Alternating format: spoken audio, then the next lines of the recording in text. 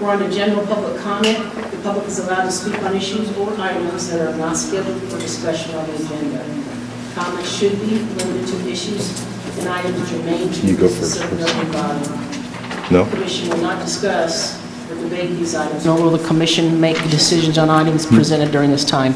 Each person will be limited to 3 minutes. Any general public comment? Yeah, this is Chris Flowers. Last week, I think I misspoke. I believe I said that a couple of commissioners wasted their first year, and I don't necessarily think that's true because I was looking at it from my eyes. If you're someone who thinks the city's doing well and you don't think there needs to be change made, then it's not squandering. I mean, if you just want to be a yes man for the city, I mean, you're taking perfect use of your time. But if you're someone who claims you're going to be progressive, progressives want change. So, I mean, if you're not fighting for change and you're progressive, then you're wasted. Then you're squandering your first year. But if you just want to be a yes man for the city, you're making full use of your first year. Thank you. Any other general public comment?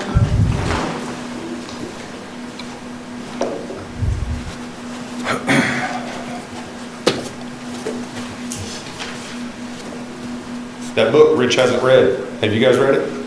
Any of you order it? Police accountability. Since he's here in the room, maybe he can answer why I haven't received the, the results of the closed bias complaint that I made that still hasn't been reported to me, that was included on the CPRD memo.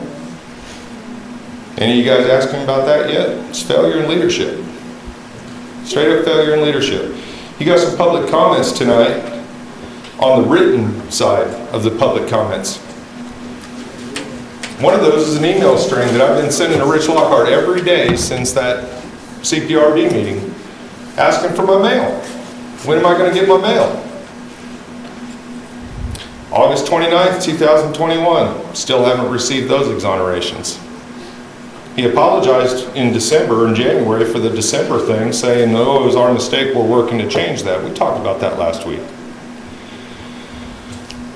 Also in your agenda packet, in the written public comments, are some notes from other people talking about implicit bias.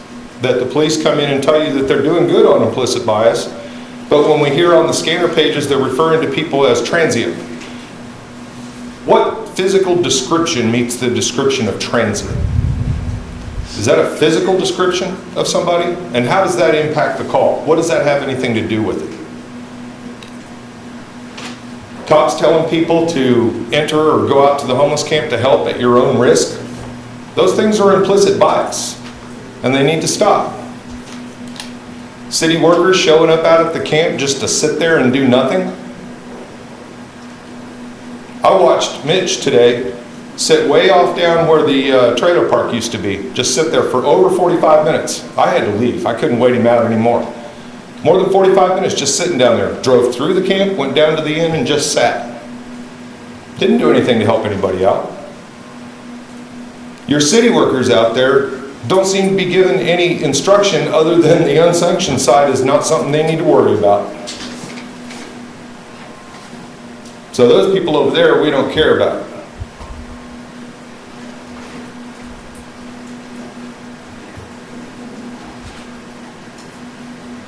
I hope there's more people here tonight that are going to talk about that, because the complete failures in leadership around this town are getting absurd. And I do want to point out for the record during this, that when I came in, I asked your police chief when I could get my letter, and all he did was give me a shit-eating grin. That says a lot about the attitude. It says a lot. Any other general public comment? Good evening. This is Jeremy Roth-Gushel, Mayor, Commissioners. Mayor, I have heard from folks in the community that they also would appreciate not calling we the people the audience.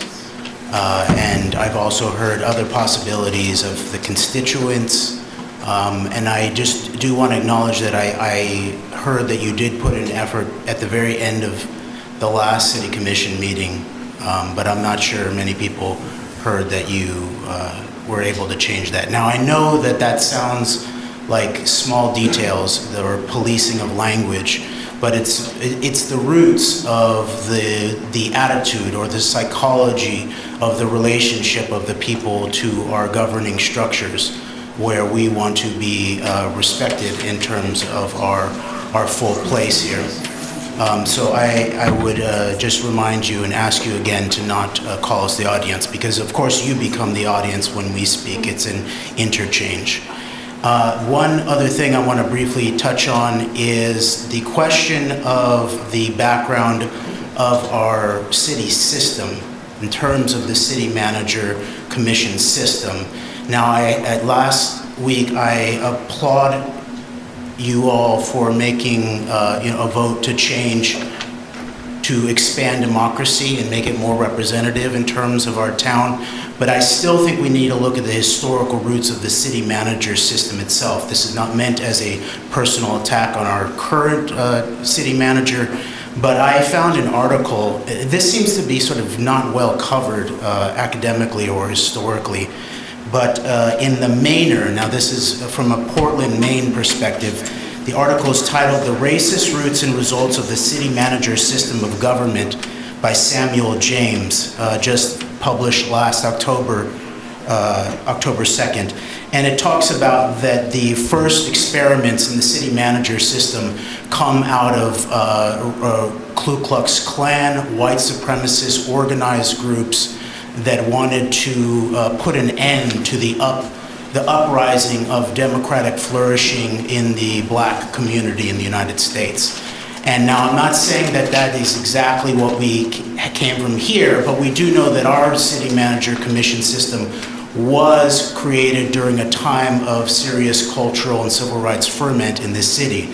So I want us to look at that again as we go forward about whether this system at the very least should be unpacked in terms of its historical resonance and where we might else want to go. Thank you. Any other general public comments? Hi, I'm Jen. I'm from Woolsey. First and foremost, thank y'all. I wanted to highlight some of the good stuff, because I feel like sometimes I'm up here just highlighting the negative stuff. Positive stuff. I was out there this weekend. I saw the, I'm sorry. It's okay, I was just trying, I couldn't hear you over the talking.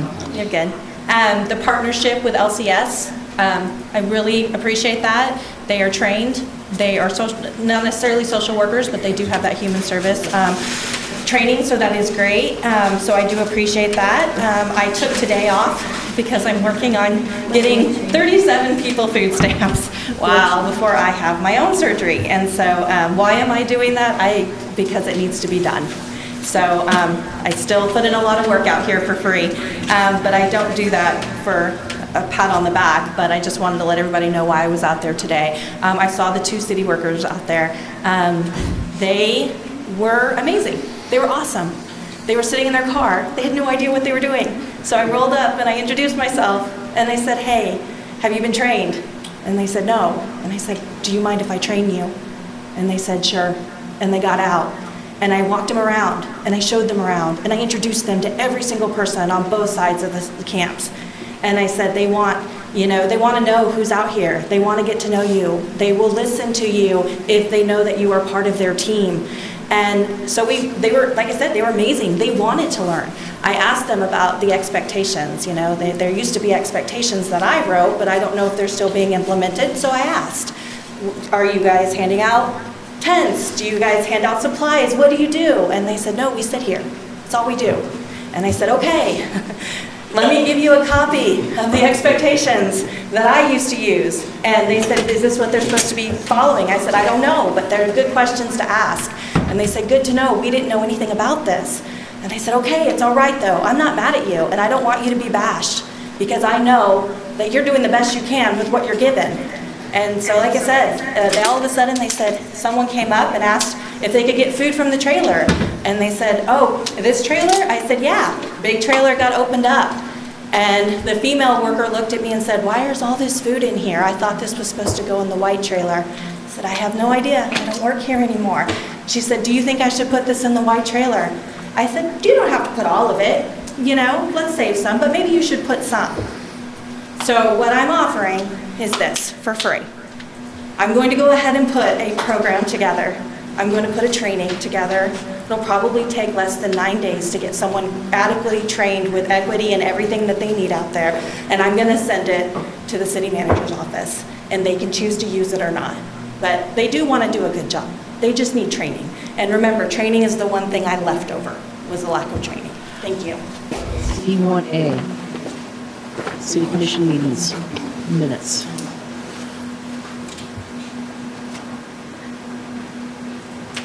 Last week, I pointed out that the minutes from the previous meeting were missing 37 seconds. Today, I got an email saying that meeting was missing a few frames. Quite a bit more than a few frames. Also blaming that on the bit rate for your live stream. You're blaming your minutes problems on a tech company that you choose to do business with. It's not appropriate. Fix your tech problems. If you can't run a live stream and keep the bit rate up enough that there aren't 37 seconds missing out of a meeting, then record the damn thing and then post it. But you can't have a permanent record that's missing parts of the meeting. I'm going to pick up on this point because he makes a really good point, Jeremy does. We're not the fucking audience. We're the people that run this. We're the public. And as you've seen, when you guys start screwing up and the public comes in here, some pressure can be applied. But I want to second what he's saying, Madam Czar, because the audience stuff needs to end. Okay, we'll bring it up here. Any questions on this, or? Hang on, second, hang on. Anything from the commission? No, we'll get public comment on it. I gotta echo Madam Czar. I understand it may take some practice to address the public, your constituents, with proper respect, but it's not okay to do it over and over again. It begins to feel disrespectful. It doesn't breed a good relationship between we the people and our public servants and our government. Additionally, I do also want to echo what Michael's... Are you talking about the meeting minutes right now? Yeah, Okay. yes. I want to echo what Michael was talking about in terms of if you all are going to depend on a full audiovisual record that you've outsourced to a corporation that has its own non-First Amendment protected content restrictions, then at the very least, it has to be perfectly full every single time.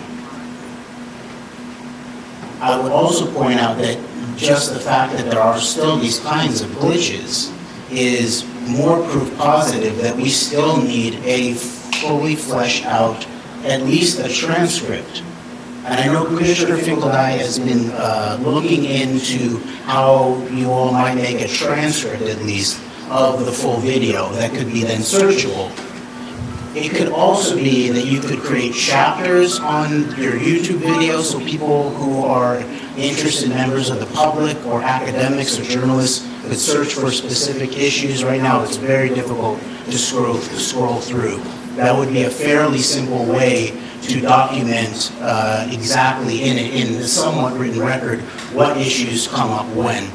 And then finally, in terms of the written record, if you really do go look back 10 years ago at the controversies that were happening in front of a commission at that point, that was 4 out of 5 had been apparently bought off by an eventual felon developer.